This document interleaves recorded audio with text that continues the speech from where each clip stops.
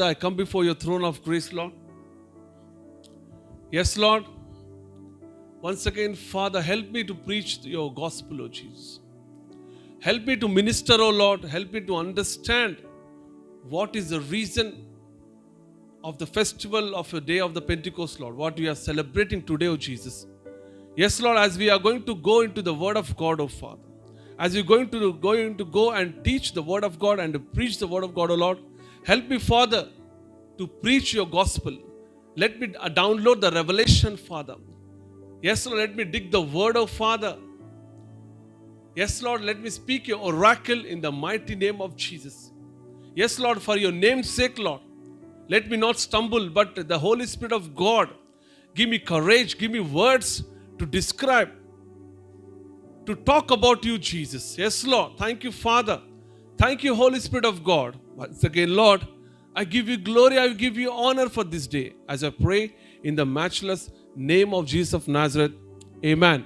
I was talking about the book of Acts of the Apostles, chapter 2 and 1 to 5. I'm going to read again 1 to 4. Okay, you know that scripture, everyone. When the day of the Pentecost had fully come, they were all with one accord in one place, and suddenly there came a sound from heaven as of a rushing mighty wind, and it filled the whole house where they were sitting. Then there appeared to them divided tongues as of fire, and one sat upon each of them.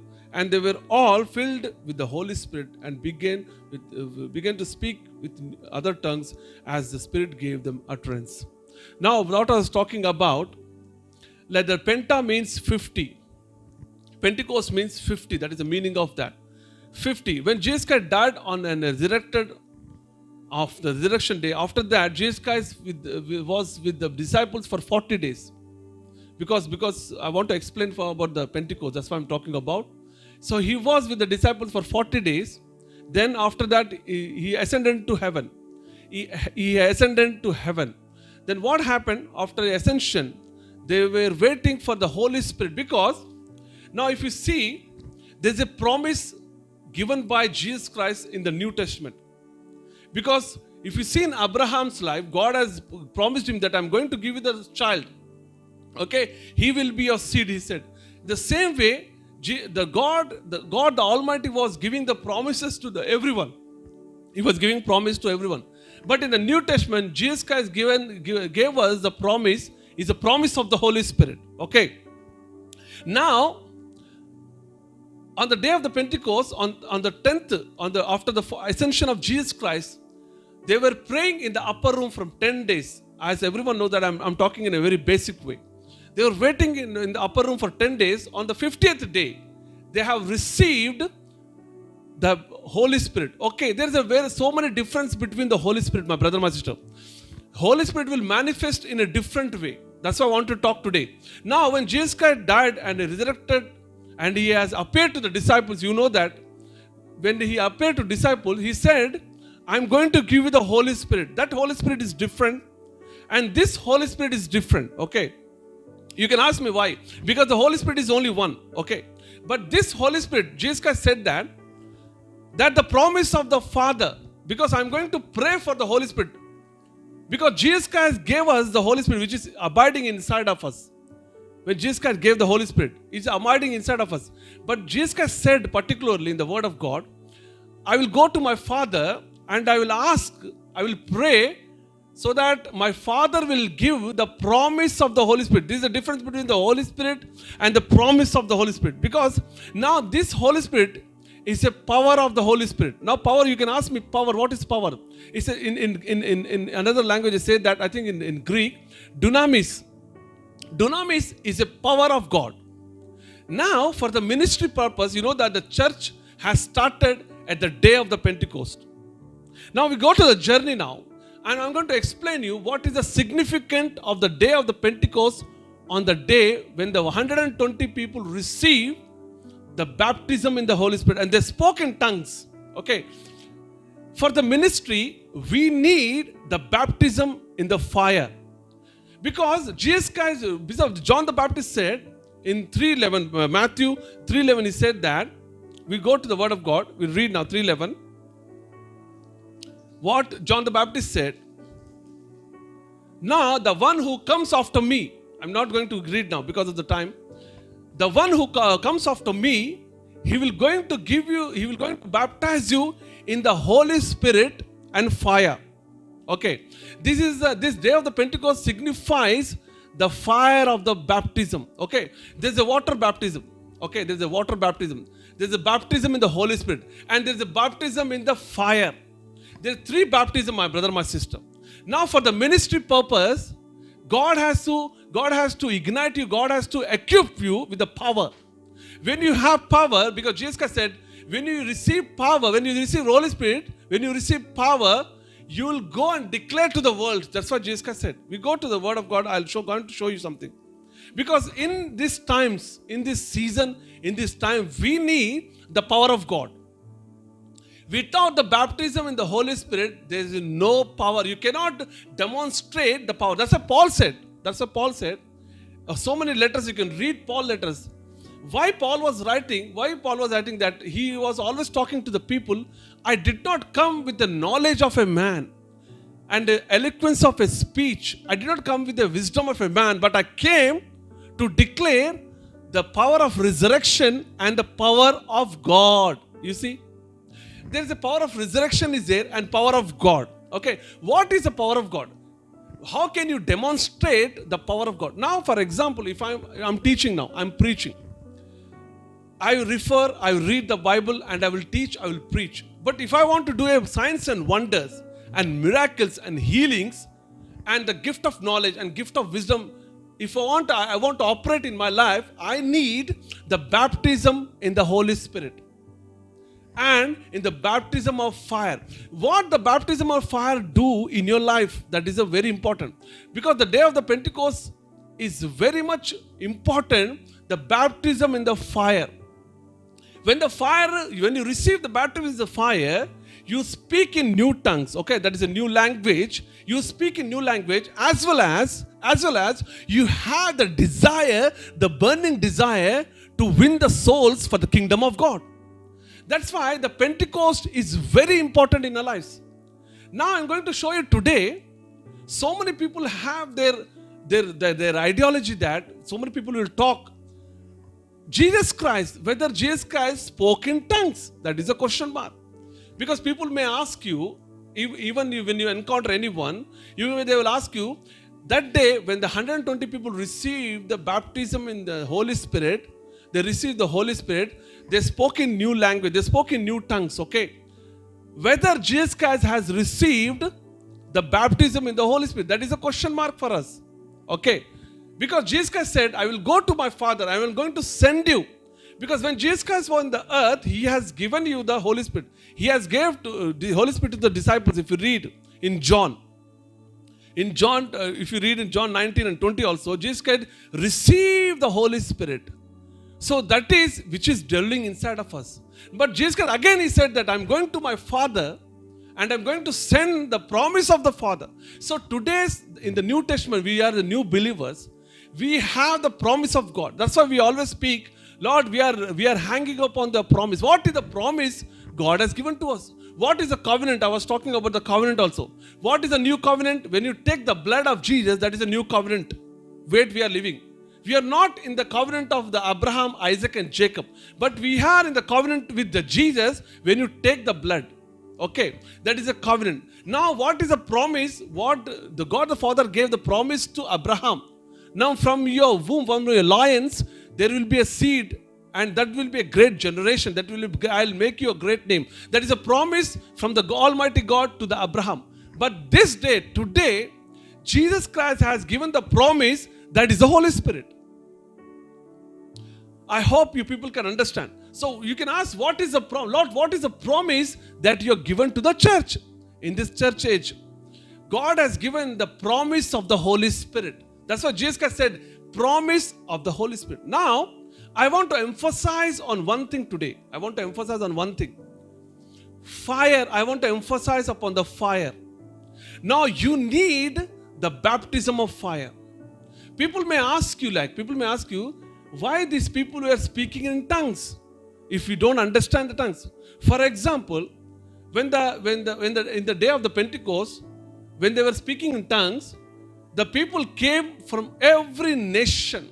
Every nation they came there because of the festival of the Pentecost. Understand, what is the story. So they knew that when they were speaking in the other language, they knew that they are speaking their languages.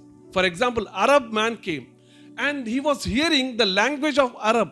For example, a Indian man came and he was hearing the language of Sanskrit, okay? And he was hearing the language of Hindi. He was hearing the language of Tamil or Telugu, whatever, for example, I'm saying. Because so many people came from the world there to enjoy, to be in the festival of Pentecost. Now, when they were hearing, when they're speaking in tongues on the upper room, they can hear their language, isn't it? But I want to ask you today, I want to encourage everyone here, whether the disciples know that what language they are speaking. That is a question. Isn't it? Whether the disciples know that they are speaking in Arabic, because they were speaking in Aramaic, they were speaking in Hebrew, for example, but they were speaking in other languages. Whether Peter and John and Mary, whether they know, there is a question mark in your mind. In my mind, there is a question mark. Whether they know that they are speaking in Tamil, they are speaking in Swahili, they are speaking in Telugu, they don't know, my brother, my sister. They don't know. That is a wonderful thing happened in the day of the Pentecost.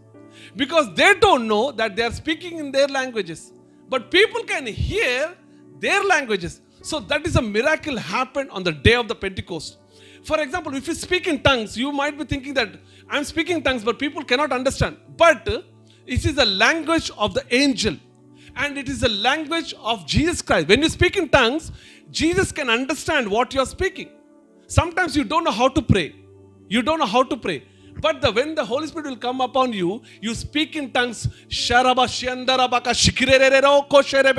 This language only not for you, not for the people on the world, but for the angels can understand, because it's a language of angels, and they will take the language and they'll present into the throne of God.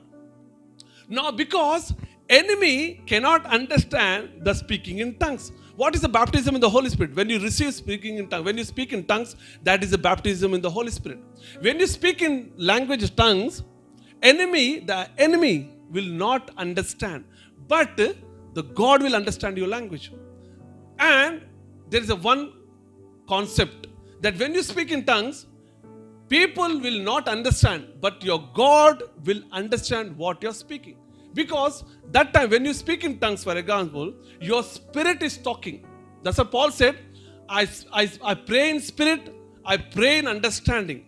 I sing in spirit, I sing in understanding. So there is a singing in understanding. There is a singing in the spirit. There is a praying in the spirit. So praying in the spirit. What is the praying in the spirit? That day God has given the gift. The gift God has given the gift. What is the gift? Is speaking in the new languages. Now, I'm not going to the Bible. I'm taking to the journey. In the time of Tower of Babel, because recently when we started the church, our teaching about the Pentecost, when the Tower of Babel, you know the story of Tower of Babel in the Genesis, book of Genesis 11. So in the Tower of Babel, they were speaking one language, isn't it? The world was speaking only one language. Only one language they were speaking. But when the Lord, the God saw that they want to build the Tower of Babel, and they were thinking in their mind that they want to reach the heaven of God by building the Tower of Babel. Now, what happened? God the Almighty heard their thoughts, my brother, my sister. God Almighty heard their thoughts, and He came down and they confused their languages. You see, God has given a different languages when the Tower of Babel was building. When the Tower of Babel is they're building, they have only one language. For example, you can ask me in the worldly things today. If you take the US, United States of America, okay, and if you take the Australia, if you take the New Zealand, listen to me very carefully. Australia, New Zealand, UK, and Australia, and Bahamas. So many countries, they have only one language, you see. Get my point very clearly. Hear to me very clearly, my brother, my sister. God is teaching something today. He's preaching, He's talking to something. They have only one language, isn't it? That is a reason these people are dominating the world because of the language. You must understand. For example, because of the language, they are all one. Now, British has went to the world and they built the colonies and they invaded the countries and they teach everyone the English language. Today also I'm preaching English language. That is why English language, you cannot say that English language is a very powerful language. No. But because so many people are speaking English language and English language has spread the whole world, that is the reason there's a domination upon the language of English. Now God hates one language. That is the reason God gave so many language in the day of in the Tower of Babel. But what God did in the day of the Pentecost, God did not give them the one language. Only one language He gave, that is the speaking in tongues. Speaking in tongues is the one language. When you go to heaven, for example, did you think in your mind that when you died and you go to heaven, what language you are going to speak? What language you are going to talk in the heaven? I want to ask you. There's no particular reference in the Bible, but I strongly believe in my spirit that they will have only one language in the heaven. What is the one language we speak today? We speak the gifts of tongues. Okay, tongues is the one language. In the Tower of Babel, God confused them because they were rebellious. But here in the day of the Pentecost, because of the subjection, because of the unity, they spoke one language.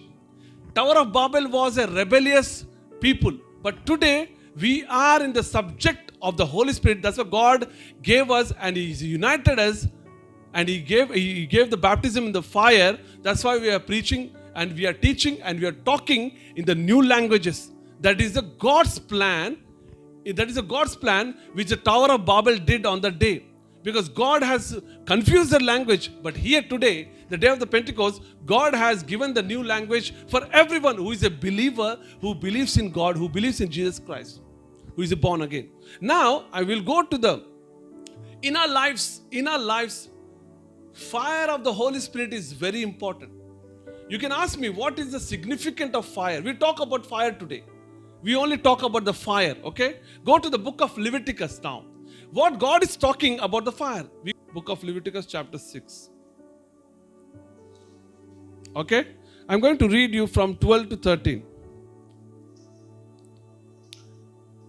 And the fire on the altar shall be kept burning on it, and it shall not be put out, and the priest shall burn wood on it every morning and lay the burnt offering in order on it, and he shall burn on it the fat of the peace offerings.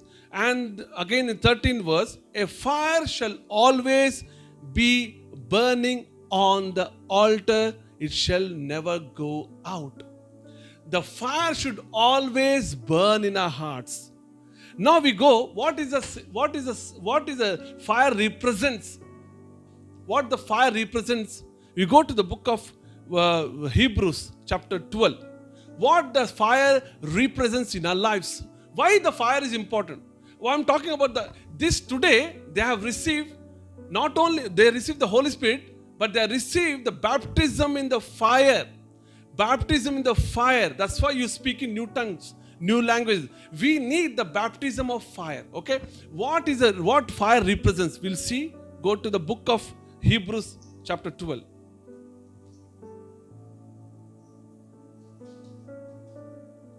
Chapter 12 and 29. We know that. For our God is a consuming fire. What is the name of Jesus Christ? What is the name of Jesus Christ? You can ask me. There are so many names. But our Lord Jesus Christ is a consuming fire. His name is fire. Jesus Christ's name is fire. Go to the book of Malachi, chapter 3. Book of Malachi, chapter 3 and 2.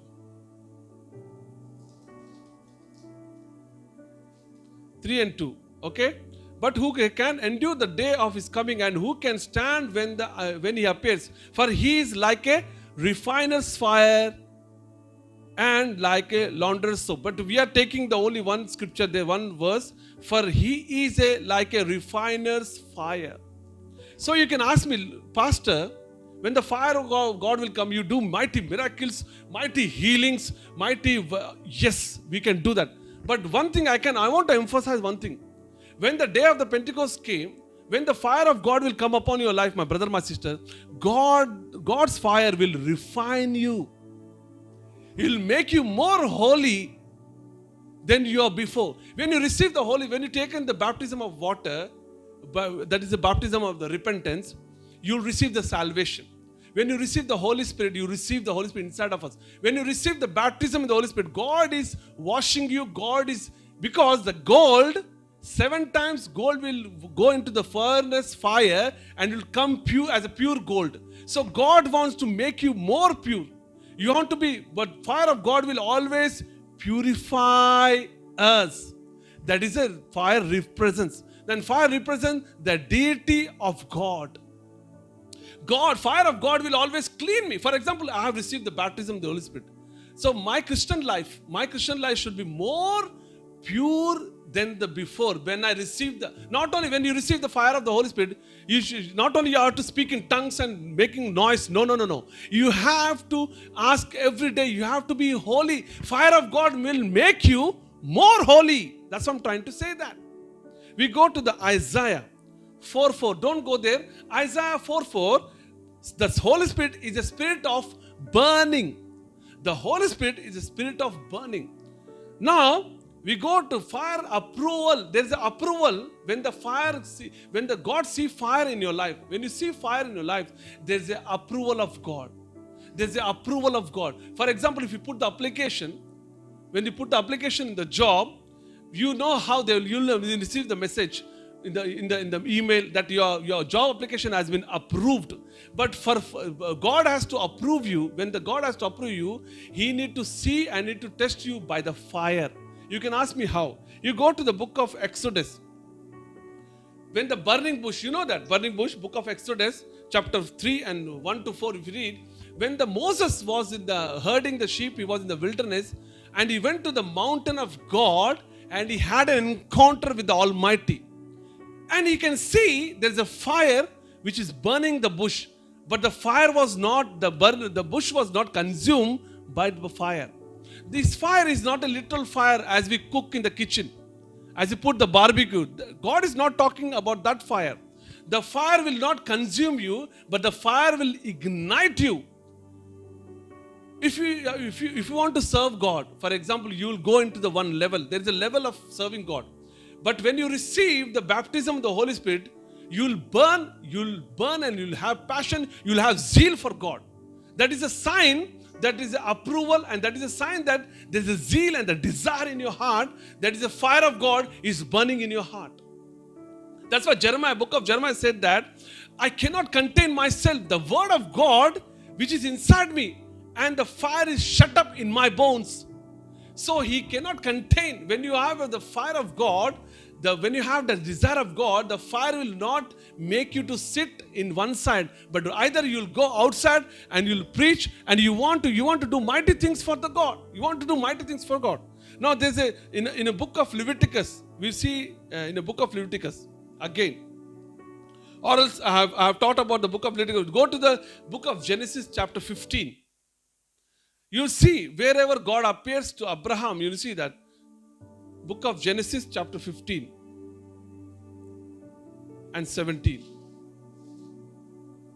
15 and 17. Okay.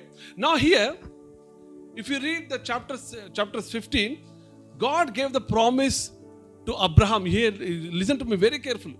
God was preaching to him that I'm going to make a great nation. But here, if you read, I'm going to read you. For the context, you can understand now. After these things, from chapter 15, I'm going to read. After these things, the word of the God came to Abram in a village, saying, do not be afraid, Abram. I am your shield. I am your exceedingly great reward. But Abram said, Lord God, what will you give me, seeing I go childless? So God, I want to explain about the context. Abraham said, Lord, you're talking so many things that you're going to make me stars in the heaven, and there'll be a mighty generation. But Lord, I don't have child. I don't have the child. I don't have anything. I don't have anything, and they don't hope. I don't have any hope. But here, if you read and jump here in a verse, chapter 50, Genesis chapter 15, and we go to the verse 8. Now, what Abraham did and what is the sign of Abraham and Almighty God? In verse 8, and he said, Lord God, how shall I know that I will inherit the land? God gave the promise to Abraham. Listen to me very carefully. But Abraham is asking, what is the sign, Lord, that I can inherit the promised land? So today's promise is the Holy Spirit. Okay. Now, that time, Abraham is asking, Lord, what is that sign that I can inherit the land? Now, listen to me very carefully. God is talking about the sacrifice, okay? Bring me a 3-year-old heifer, a 3-year-old female goat, and a 3-year-old ram, and a turtle dove, and a young pigeon. Then he brought all these things to him and cut in them to 2 pieces, 2 down and middle, and placed each piece opposite and the other, but he did not cut the birds in 2. And when the vulture came down in the carcass, and Abraham drew away. Now when the sun was going down, a deep sleep fell upon Abraham, and behold, a horror. And God was talking to Abraham about his generation. They're going to go for the slavery for 400 years. God was showing the vision that Israel will going to go to the slavery. But what happened when you jump into the 17th verse, okay? There is a sign, 17th verse.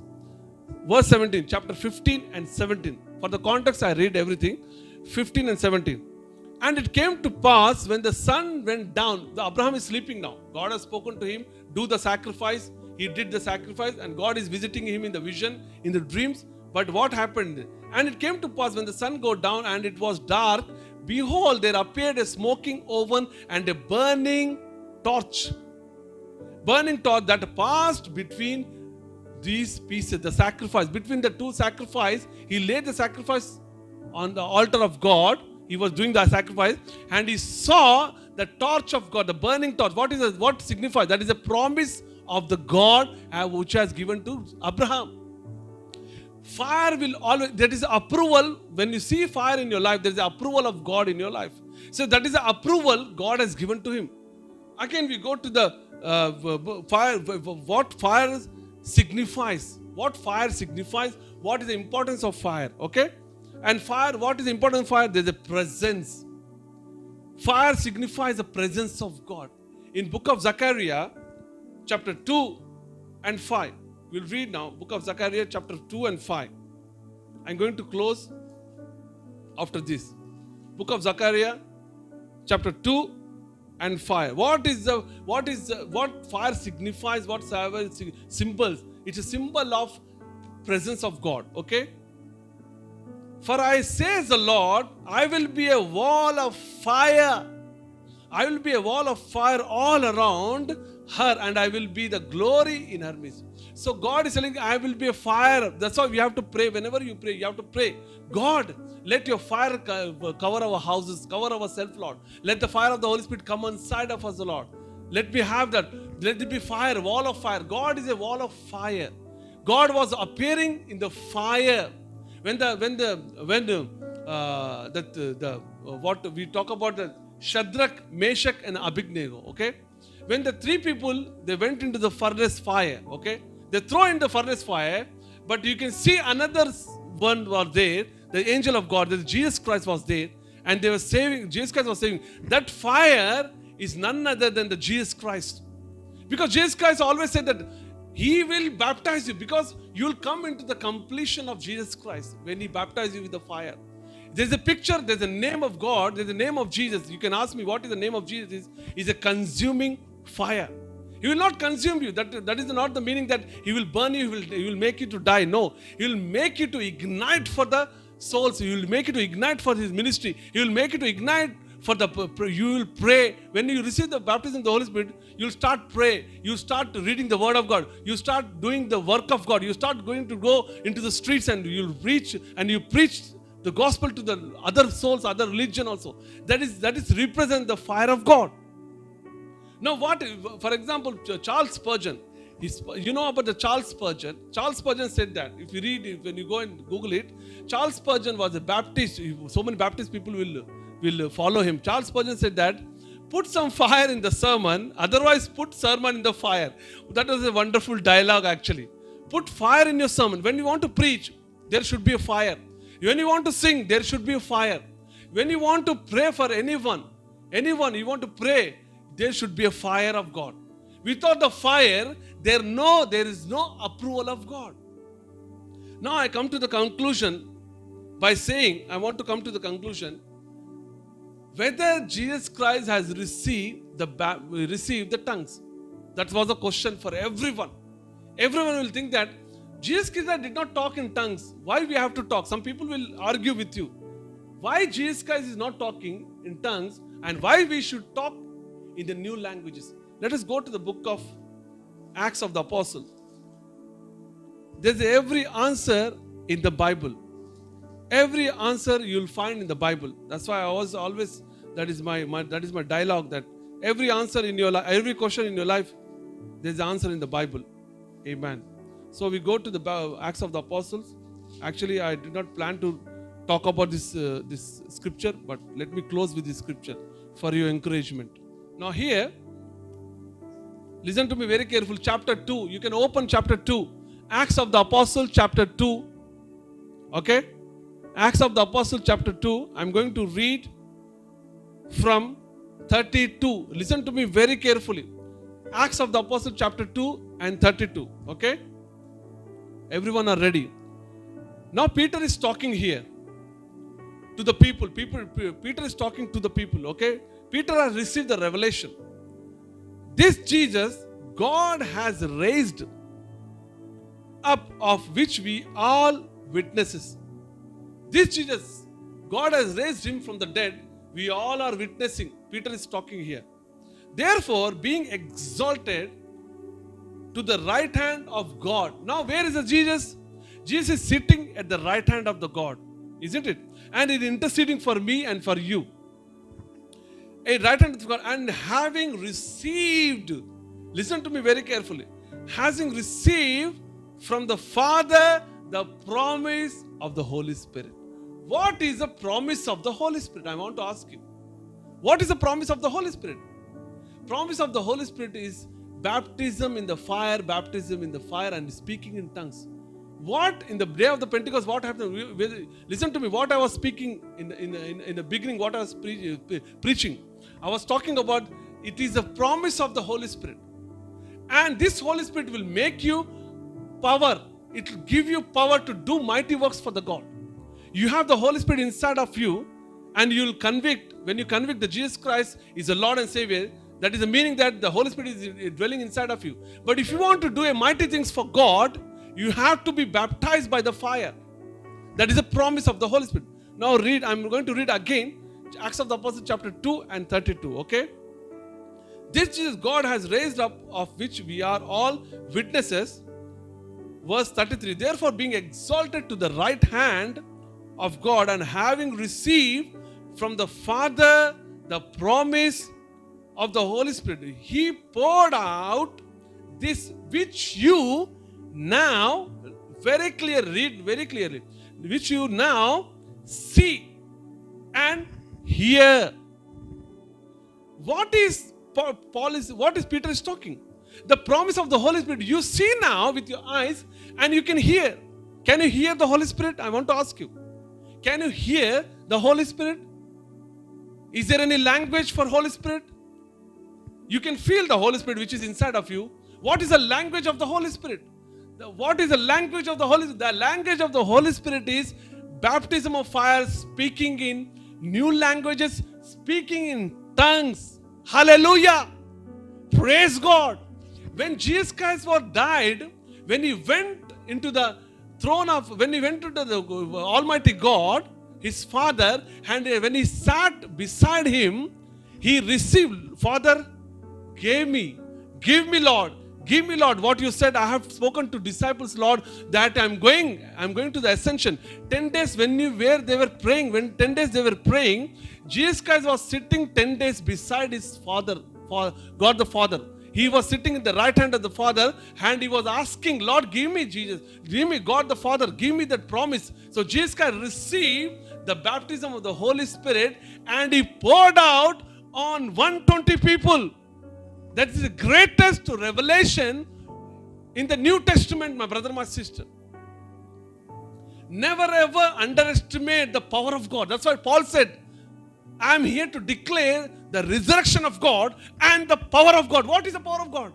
When you receive the baptism of the Holy Spirit, you'll do mighty miracles for God. You'll see signs and wonders you'll do miracles. You'll do healings. You'll do mighty things for God. And you have the boldness like a lion. You go and shout. And you go and shout in the streets and you talk about Jesus. That is a sign that you have received the baptism of the Holy Spirit. We praise God for that. We praise God for that.